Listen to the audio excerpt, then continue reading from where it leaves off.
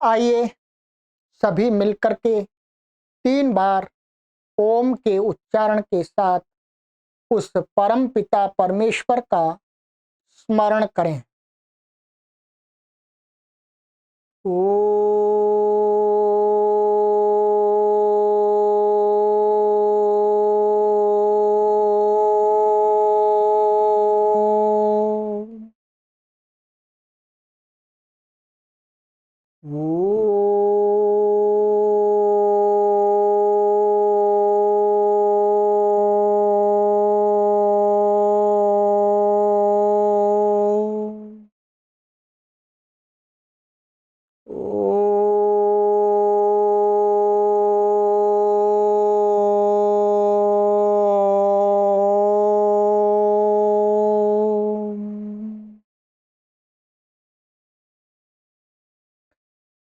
सभी को सादर नमस्ते। सनातन वैदिक धर्म यूट्यूब चैनल में आप सभी का हार्दिक अभिनंदन है। आशा है आप सभी अच्छे होंगे। आइए मित्रों, महर्षि पतंजलि द्वारा प्रणीत योग दर्शन के स्वाध्याय की इस श्रृंखला में आज हम पाठ संख्या 46 को पढ़ेंगे, 46 को पढ़ेंगे। अभी तक हमारी 45 कक्षाएं, 45 पाठ हो गए हैं। 46वें पाठ को आज पढ़ेंगे। द्वितीय पाद हमारा चल रहा है जिसमें अष्टांग योग का विषय हम पढ़ रहे हैं। अष्टांग योग में भी हमने अभी यम, नियम, आसन और पिछली कक्षा में ही, पिछले ही पाठ में हमने प्राणायाम के विषय में जाना था कि योग दर्शन के अंदर किन प्राणायामों को महर्षि पतंजलि जी ने बताया है। पढ़ाते पढ़ाते मेरा ध्यान थोड़ा छूट गया था। हमने प्राणायाम के बारे में जाना था और प्राणायाम के लाभों के उसके फल के विषय में भी जाना था। फल के विषय का हमने एक सूत्र पढ़ लिया था, आगे एक सूत्र रह गया था, उसको आज पहले ही पढ़ेंगे। ठीक है, कि जो प्राणायाम योग दर्शन के अंदर बताए हैं उसका एक फल ये बताया था कि ततः क्षीयते प्रकाशावरणम, कि जब योगी या साधक या साधिका जब प्राणायाम का अभ्यास करते हैं तो क्या होता है, उनके चित्त में जो अज्ञान के संस्कार होते हैं, अविद्या के संस्कार होते हैं, अविद्या की और अज्ञान की जो वृत्तियां होती हैं वो नष्ट हो जाते हैं, धीरे धीरे नष्ट हो जाते हैं। और ज्ञान का जो आवरण माना गया है, अविद्या अज्ञान के संस्कार वृत्ति, वो हट करके विवेक ज्ञान, जिस विवेक ज्ञान के द्वारा मनुष्य समाधि की स्थिति प्राप्त करता है तो उसको विवेक ज्ञान की प्राप्ति होती है। इसके विषय में एक मनुस्मृति के अंदर श्लोक भी है, बहुत सुंदर श्लोक है, उसको भी मैं आपको पढ़ के बताता हूं। पहले कि प्राणायाम का एक तो ये लाभ बताया, मनुस्मृति में भी इसी प्राणायाम का लाभ बताया है कि दह्यन्ते ध्यायमानानां धातूनां हि यथा मलाः तथेन्द्रियाणां दह्यन्ते दोषाः प्राणस्य निग्रहात्।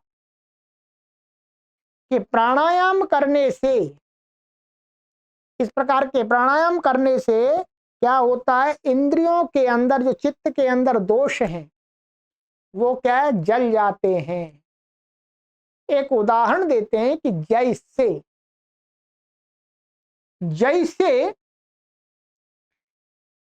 अग्नि में ठीक है, अग्नि में सोना तपाते हैं, हीरा आदि जो मूल्यवान रत्न है उनको तपाते हैं तो उनके अंदर जो गंदगी होती है, मलिनता होती है, वो नष्ट हो जाती है, प्योर हो जाता है। सोना प्योर एकदम कब बनता है, उसका कैरेट का नंबर कब बढ़ता है, जब वो खूब अग्नि में तपाया जाता है। ठीक वैसे ही ये जो चित्त है, चित्त को जब प्राणायाम रूपी अग्नि में मनुष्य तपाता है, तो जो चित्त के अंदर मलिनताएं हैं, इंद्रियों के अंदर जो दोष हैं, अविद्या के, अज्ञान के जो संस्कार हैं, वो नष्ट होते हैं और चित्त में प्योरिटी आती है, पवित्रता आती है, शुद्धता आती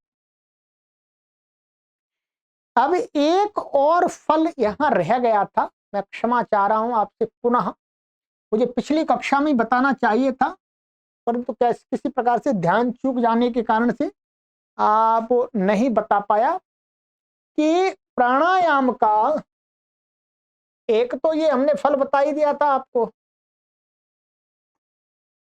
ये तथा क्षीयते प्रकाशावरणम। ठीक है,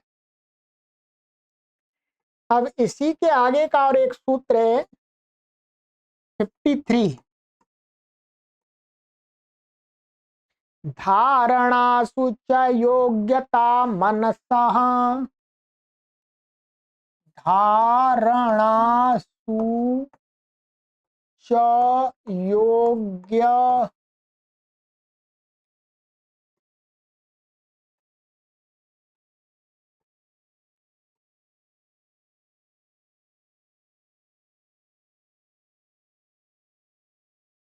मनसः। अच्छा ठीक है, धारणासु का अर्थ है यहाँ पर, अभी जो हमने 8 अंग बताए थे, अब हमने चर्चा कर रहे थे पहले, यम, नियम, आसन, प्राणायाम और प्रत्याहार। फिर क्या आया, धारणा। क्या आएगा, आएगा अंगों में धारणा अंग है। फिर धारणा के बाद में 7वां क्या है, ध्यान। और फिर 8वां क्या है, समाधि।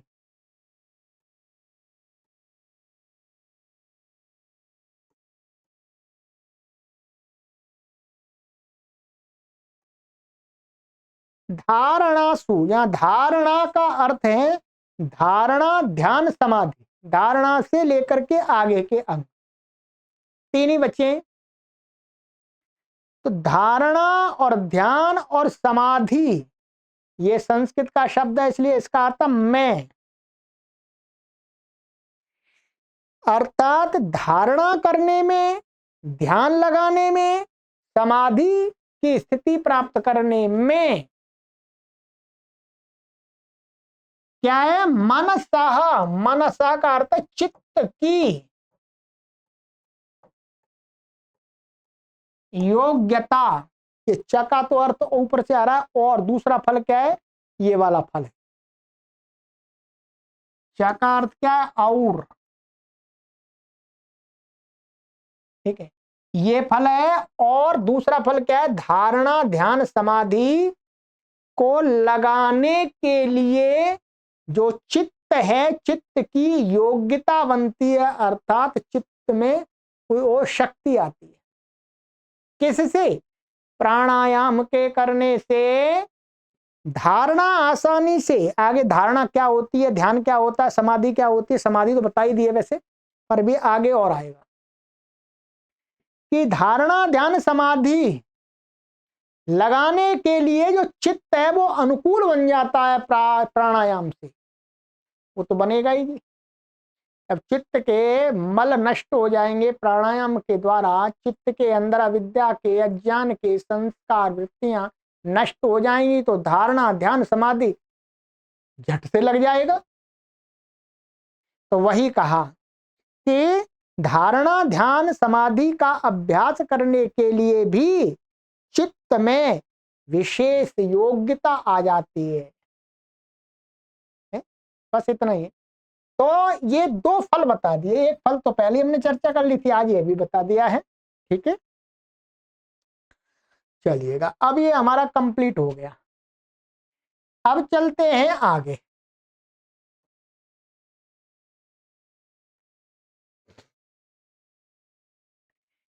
प्राणायाम हो गया, प्राणायाम के बाद में क्रम में क्या आता है? प्रत्याहार।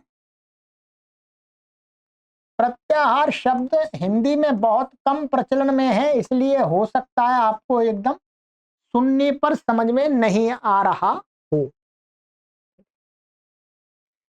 ठीक है, प्रत्याहार का एक मोटा मोटा सा अर्थ ये होता है संक्षिप्तीकरण। क्या है? संक्षिप्तीकरण अर्थात विस्तार का अभाव,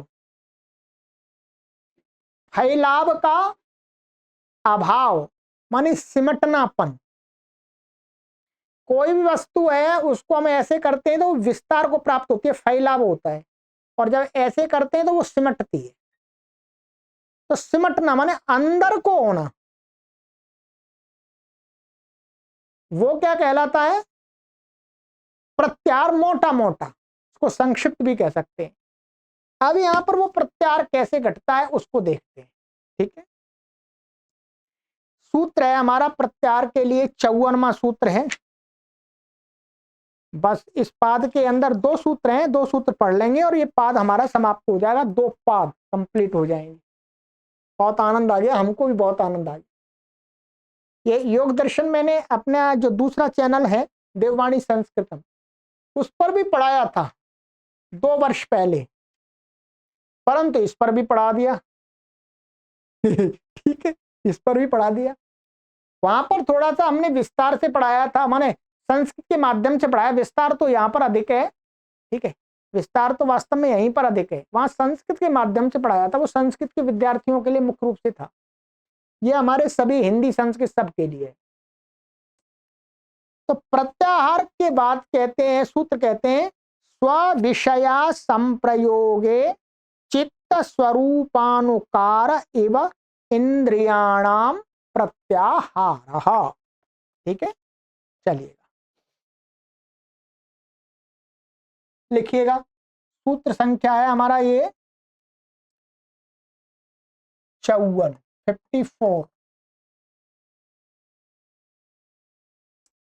स्विषया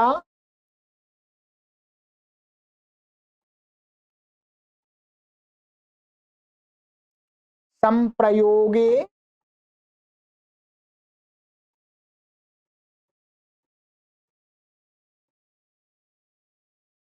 चित्तस्य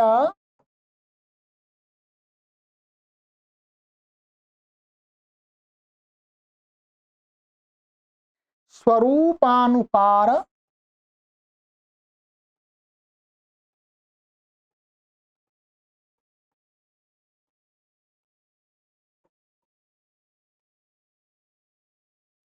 इवेन इव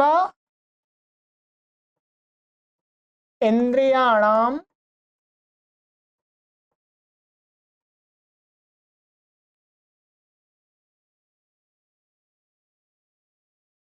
प्रत्याहारः।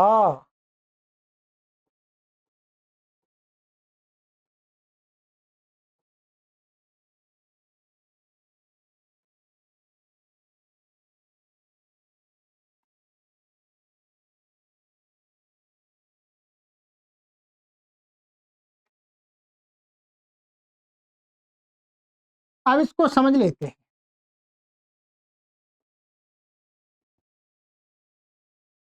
स्व, स्व का अर्थ होता है अपना, तो सभी लोग जानते हैं।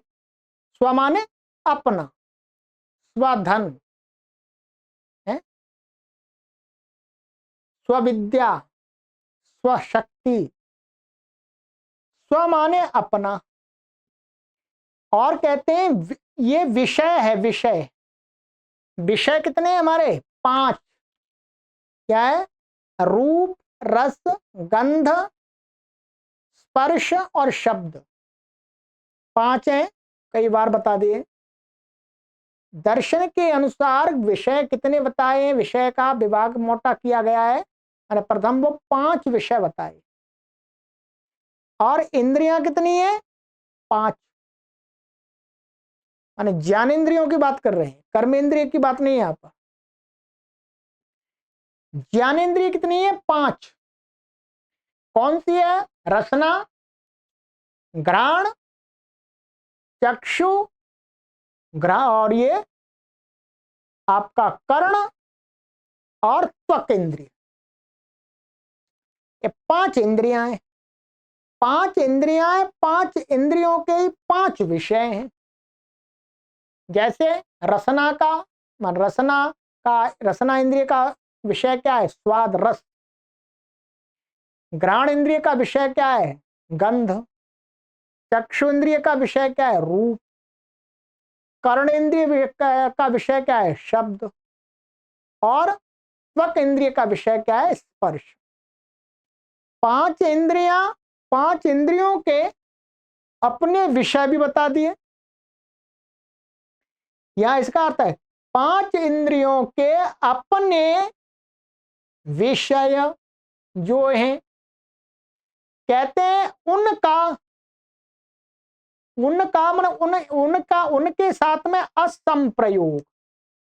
यहां पर क्या विषय, और ये बड़ा आ दिख रहा है ना, वास्तव में ये इधर एक अलग शब्द है असंप्रयोग। तो स्विषय असंप्रयोगी, इंद्रियों का अपने विषय में, अपने अपने विषयों के साथ असंप्रयोग माने संबंध न होना, संपर्क न होना। इंद्रियां क्या करती हैं? इंद्रियां अपने अपने विषयों के साथ में संपर्क करती हैं, संबंध बनाती हैं। चक्षु इंद्रिय रूप के साथ बना रही है, रसना रस के साथ बनाती है, घ्राण गंध के साथ बनाती है, कर्णेंद्रिय शब्दों को सुनती है। उनकी प्रवृत्ति है, इन इंद्रियों की प्रवृत्ति क्या है? ये अपने विषय के प्रति संपर्क में आना चाहती है। परंतु कहते हैं जब साधक क्या करता है? प्राणायाम आदि विधि को कर लेता है, सीख लेता है, अच्छी प्रकार से अभ्यास करता है, यमों का पालन करता है, नियमों का पालन करता है, तब उसका जो उसकी स्थिति होती है, तो क्या होती है? उसकी जो इंद्रियां होती हैं वो विषयों के साथ में जब वो कोशिश करता है तो असंपर्क में रहती हैं। माने जो इंद्रियां कहेंगे, इंद्रियां बाह्य मुख होती हैं, बाहर की तरफ वो दौड़ती हैं, मन विषय तो बाहर ही है। तो क्या है? उनका संप्रयोग माने असंप्रयोग, माने जब संपर्क में नहीं आते तो इंद्रियों की गति क्या हो जाती है? उल्टी हो जाती है। इंद्रियां अंतर्मुखी हो जाती हैं, बहिर्मुखी होने की जगह अंतर्मुखी हो जाती है। बाहर को ना बक करके जब वो विषयों के साथ में उनका संपर्क नहीं रहता, नहीं करती, तब वो अंदर को माने अंतर्मुखी होती है। वही कहते हैं। तब क्या होता है कि इंद्रियों का अपने अपने विषयों के साथ संपर्क न करने पर, न होने पर, वो इंद्रियां कहते हैं चित्त से, चित्त के स्वरूपानुकार, तो चित्त की ओर माने चित्त की ओर क्या है? वो स्वरूपानुकार माने अपने रूप को माने मुख्य रूप से क्या है? विषयों के साथ में संपर्क में आती हैं तो वो अपने रूप को माने उनका रूप स्पष्ट नहीं हो पाता। जब विषयों की तरफ न जाकर के वो अंतर्मुखी होती हैं तो जो उनका रूप है वो चित्त के रूप के अनुरूप होने लगता है। वो अपने रूप को वास्तव जब इंद्रियां विषयों के साथ में होती है तो विषयाकार बन जाती हैं, और जब इंद्रियां विषयों के साथ नहीं होंगी तो चित्त के साथ अंतर्मुखी होने का मतलब चित्त के प्रति मुड़ना, तो वो चित्त के अनुरूप चित्ताकार हो जाएंगी। बस माने स्वरूपानुकार इव इंद्रियाणाम प्रत्याहारः, इंद्रियों का जो अपना रूप है उनका वो रूप क्या है? चित्त के अनुरूप, चित्त के रूप के चित्त के रूप के जैसा, चित्त के रूप के जैसा होने लगना ही क्या कहलाता है? प्रत्याहार। ठीक, इसका सीधा सा अब अर्थ निकल करके क्या आया? इसका सीधा सा अर्थ निकल करके ये आया कि जब कोई साधक या साधिका, योगी या योगिनी अपनी इंद्रियों को बाह्य विषयों से रोक करके जब अंतर्मुखी करता है, तो उसकी जो इंद्रियां हैं जब अंतर्मुखी होती हैं तो चित्त के आकार की भाषित होने लगती है। अर्थात जब विषयों के प्रति आकर्षित होती है तो उनमें चंचलता आती है। जब वो अंतर्मुखी होती हैं तो चित्त के अनुरूप ही वो कार्य करती हैं। विषयों से वो अपना संपर्क हटा देता है। हमारे अंदर जो चंचलता आ रही है वो किसके कारण से आ रही है? हमारी इंद्रियां विषयों की तरफ भाग रही हैं। क्या? विषयों के साथ भाग रही हैं। तो वही कहा, तो चित्त का अब क्या हो जाता है? वो अंतर्मुखी जब हमारी इंद्रियां होती हैं तो वो चित्त के आकार की हो जाती है। तो चित्त के आकार की होना ही, चित्ताकार भाषित होना ही इंद्रियों का क्या है? प्रत्याहार स्थिति कही जाती है। वो स्थिति क्या है? प्रत्याहार। तो यहां पर योगी को बस ये प्रैक्टिस करने के लिए कह रहे हैं कि प्रत्याहार का अभ्यास करना है। प्रत्याहार का अभ्यास क्या करना है? इंद्रियों को उनके विषयों से हटा करके उनको अंतर्मुखी का बनाना, बस ये ही प्रत्याहार है। अब इस प्रत्याहार से क्या होगा? अब इसका ये फल भी बता देते हैं, ध्यान देंगे। ठीक है, तो कहते हैं इसका फल है, आगे का सूत्र है 55वां पाद भी समाप्त हो रहा है आपका, साधन पाद। ततः परमावश्यतेन्द्रियाणाम, लिखिएगा, लिख रहे हैं ना आप? ततः परमे, हाँ, परमावश्यता है, एक क्षमा कीजिएगा, परमावश्य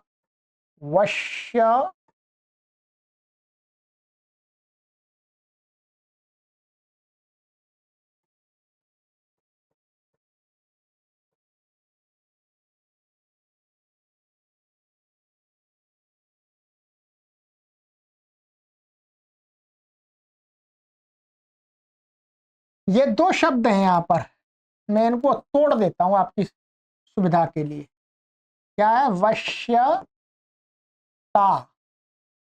प्लस इंद्रियाणाम। अब थोड़ा सरल हो जाएगा। कहते हैं ततः, तथा माने उस प्रत्याहार के अभ्यास करने के बाद, जब साधक साधिका प्रत्याहार का अभ्यास करते हैं तो उसके बाद उसको फल क्या मिलता है? तो कहते हैं परमावश्यता इंद्रियाण, इंद्रियों को अपने वश में रखने की उससे शक्ति प्राप्त होती है। क्या? इंद्रियों को वश में करने रूपी जो शक्ति है वो उच्च स्तर की प्राप्त होती है। माने इंद्रियों को जो साधक है उसे अपनी इंद्रियों को वश में करने की एक विशेष शक्ति प्राप्त हो जाती है। वो जब चाहे तभी अपनी इंद्रियों को अपने वश में रखता है। अर्थात बाह्य विषयों से वो हटा देता अपनी इंद्रियों को। जब ध्यान आदि करेगा वो, तो वो अपनी इंद्रियों को बाह्य विषयों की तरफ जाने नहीं देगा। उसके अंदर ये शक्ति आ जाती है कि वो अपनी इंद्रियों को अंतर्मुखी कर लेता आराम से। ये इसका फल है। ये बहुत बड़ा फल है, ध्यान रखेंगे, छोटा मोटा फल नहीं है। मनुष्य को अपनी इंद्रियों को काबू करने की शक्ति मिल जाए तो इससे बड़ा उपलब्धि तो और कुछ नहीं हो सकती। यदि हमारी इंद्रिय हमारे वश में रहने लग गई फिर हम दुखी नहीं हो सकते कभी भी, और जो चाहे वो प्राप्त कर लेंगे। तो ये एक महान योगी को शक्ति प्राप्त हो जाती है प्रत्याहार के अभ्यास से, कि वो अपनी इंद्रियों को अपने वश में रखने का अधिकार रखता है। नहीं, किसी भी विषयों के प्रति मेरी इंद्रियां भागेंगी नहीं, मेरी इंद्रियां चित्त के प्रति मैंने अंतर्मुखी होंगी, बस कुछ नहीं मुझे चाहिए, बस उसका चित्त आराम से एकाग्र हो जाता है। तो ये हमारा आज साधन पाद नाम का द्वितीय पाद समाप्त हुआ। ठीक, हमारे 5 अंग कंप्लीट हो गए, यम, नियम, आसन, प्राणायाम, प्रत्याहार। अब तीसरा पाद हमारा आरंभ होगा अगली कक्षा में, विभूति पाद। उस विभूति पाद का आरंभ में पहले धारणा आएगी आपकी, फिर ध्यान आएगा, फिर समाधि आएगी, फिर और बहुत सारी बातें आएंगी जो हम जानेंगे कि योगियों के जीवन में क्या क्या उपलब्धियां होती। ठीक है, चलिए, तो ये आज कक्षा में यही समाप्त करते हैं। कक्षा बहुत बड़ी भी नहीं है, छोटी भी नहीं है। ठीक है, हम इसको कक्षा बोलते हैं, कक्षा का अर्थ है क्लास। आप इन इंग्लिश में समझते हो तो क्लास, लेसन ऐसा कह सकते हैं। ठीक है, चलिएगा, 2 पाद हमारे समाप्त हो गए। अब हमारे 2 पाद और बचे हुए हैं। कितने पाद बचे हुए हैं? 2 पाद। तो जिसमें पहले जो तीसरा पाद है उसमें 55 सूत्र हैं, और जो अंतिम वाला है उसमें है हमारे 34 सूत्र। तो 39 और माने 89 सूत्र, और आधे से हमने अधिक पढ़ा दिया, परंतु कठिन पाठ निकल गया। अब सरल है। 46 कक्षाओं में 46 क्लास में हमने इतने 2 पादों को पढ़ा है। अब मुझे लगता है कि 20 या 25 में हमारा ये कंप्लीट हो जाएगा पूरा। ठीक है, चलिएगा, बस मेरा यही निवेदन है कि मैंने एक अपेक्षा लेकर के इस कार्य को आरंभ किया है, योग दर्शन की कक्षा को, कि मैं महर्षि पतंजलि के जो सूत्रों में बताई हुई बातें हैं वो करोड़ों लोगों तक पहुंचा। प्रत्येक योग के अध्यापक को, योग के टीचर को, योगा टीचर को ये एक बार अवश्य पढ़ लेने चाहिए सूत्र। अब तो मैंने सरल बना दिया पूरा, अब आपको कोई चीज पूछने की आवश्यकता ही नहीं है, आराम से पढ़ सकते हैं। भाई आप योग के अध्यापक हैं तो आपका कर्तव्य भी बनता है कि उस योग की सभी बातों को एक बार जान लें। तो अब मैंने कोर्स तैयार कर ही दिया है, कुल मिलाकर के लगभग इसकी 70 क्लासेस बनेंगी। 70 आप प्रतिदिन एक एक पढ़ेंगे तो 2 माह में पूरा हो जाता है योग दर्शन। इससे बड़ी उपलब्धि क्या होगी। चलिए, तो अधिक से अधिक लोगों को शेयर करें, चैनल से भी अधिक से अधिक लोगों को जोड़ें। सभी को सादर नमस्ते।